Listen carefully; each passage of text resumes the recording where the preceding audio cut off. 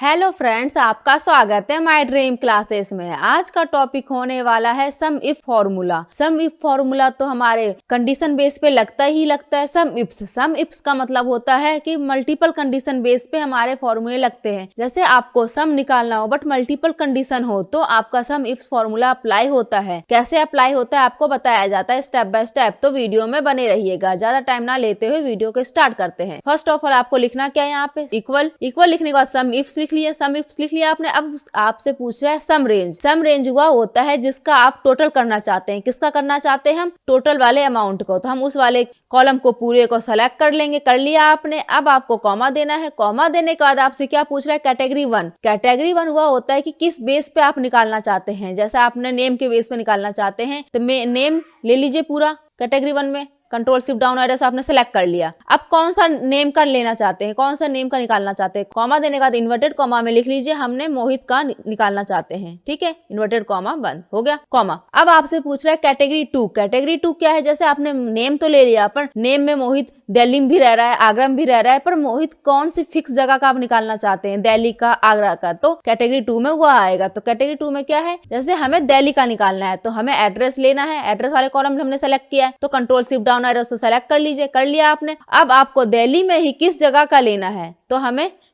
Address में ही किस जगह का लेना है, दिल्ली का, तो इन्वर्टेड कॉमा में दिल्ली लिख लीजिए।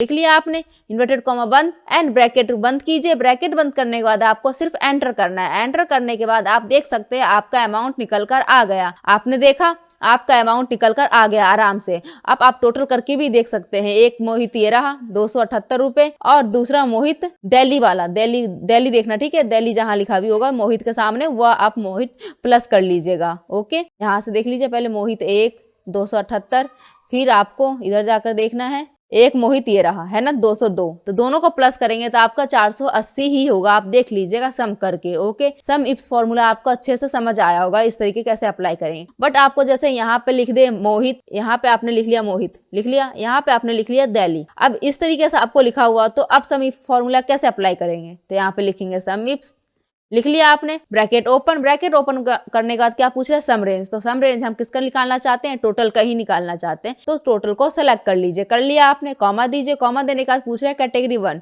कैटेगरी वन में क्या है? हमारा फर्स्ट कॉलम किस चीज का है? नेम का, मोहित, तो नेम को सेलेक्ट कर लीजिए पूरे को। कर लिया आपने। कॉमा दीजिए। कॉमा देने के बाद आपसे किसका पूछा था? मोहित का।